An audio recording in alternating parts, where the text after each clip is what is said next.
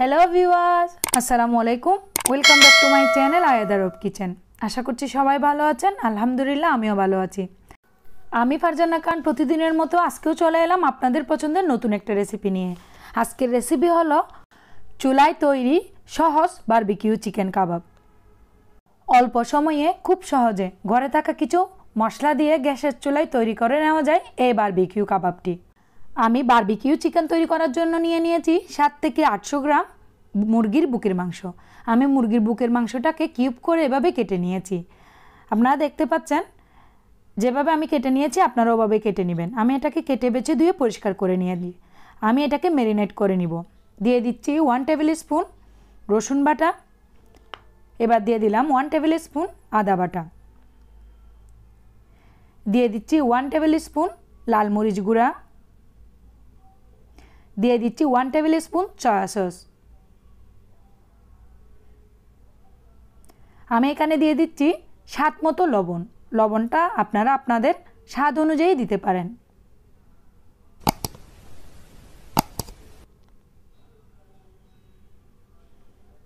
দিয়ে দিচ্ছি half table spoon কালো গোলমরিচের গুঁড়া। দিয়ে দিচ্ছি হাফ টেবিল স্পুন টালা জিরা গুঁড়া।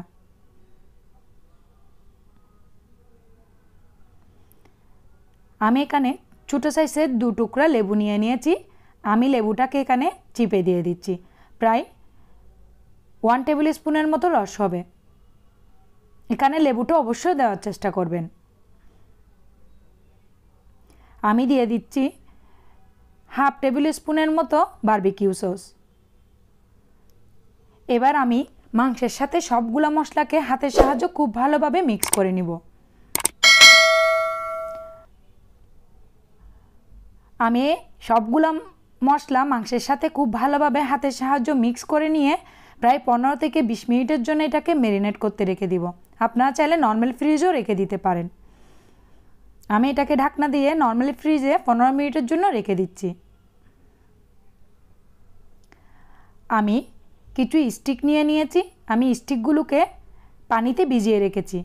এটা পানিতে ভিজিয়ে রাখলে তাহলে চুলায় যখন কাবাবটা হবে তখন ভেঙে যাওয়ার সম্ভাবনা থাকবে না। আমি একটা স্টিকে আপনাদেরকে একটা কাবাব কিভাবে করে সেট করবেন দেখিয়ে দিচ্ছি।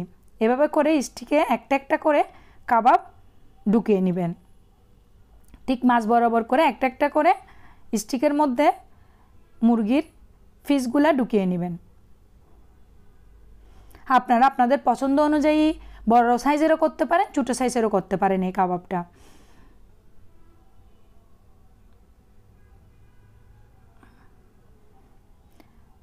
আমি এখানে 6 থেকে 7 পিস মুরগির মাংস দিয়ে তারপরে একটু হাতের সাহায্য চিপে এটাকে আমি এভাবে গোলাকৃতির করে দিছি। দেখতে পাচ্ছেন আমার সবগুলা কাবাব স্টিকে নেওয়া হয়ে গেছে। এভাবে করে আমি হাতের সাহায্য চিপে সবগুলাকে রেডি করে নিয়েছি। এবার আমি চলে যাব চুলায়। আমি চুলায় একটা কড়াই বসিয়ে দিয়েছি। দিয়ে দিচ্ছি অল্প পরিমাণ তেল। অনেক বেশি তেলের প্রয়োজন নাই, এটাকে আমি ডুবো তেলে ভাজবো না। অল্প পরিমাণে তেল দিব এবং চুলার আঁচটা মিডিয়াম টু লো হিটে করে দিব। প্রথমে তেলটা গরম করে নিব, তারপর মিডিয়াম টু লো হিটে আমি কাবাবটাকে ভেজে নিব। তেলটা যখন গরম হয়ে গেছে এই পর্যায়ে আমি এক পিস করে তেলের মধ্যে কাবাবটা বসিয়ে দিচ্ছি।